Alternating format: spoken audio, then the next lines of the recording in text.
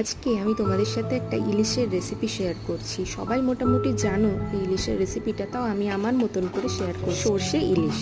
তো এই সর্ষে ইলিশ বানানোর জন্য প্রথমেই যেটা করতে হবে, সর্ষে এবং পোস্ত আর কাজু বাদাম একসাথে বেটে নিয়ে সেটার ছেঁকে নিয়ে সেই জলটা দিয়ে আজকের ইলিশ সর্ষে ইলিশটা রান্না করব। তো প্রথমেই সেটা করে নিলাম, আর তারপরে টমেটো দিয়ে দিলাম, টমেটো দিয়ে কাঁচা লঙ্কা কিছু অ্যাড করে দিলাম, তারপরে নুন, আর তার মধ্যে দিয়ে দিলাম সামান্য হলুদ, আর গুঁড়ো লঙ্কাও ইউজ করেছিলাম, সেটা ভিডিওতে তোলা হয়নি।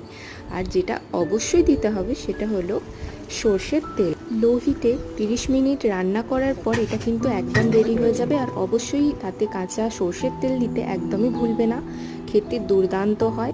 অনেক ইজিলি এই রান্নাটা তৈরি হয়ে যায়। তোমরা প্লিজ একবার বাড়িতে এরকমভাবে ট্রাই করো, ভীষণই টেস্টি হয়েছিল খেতে।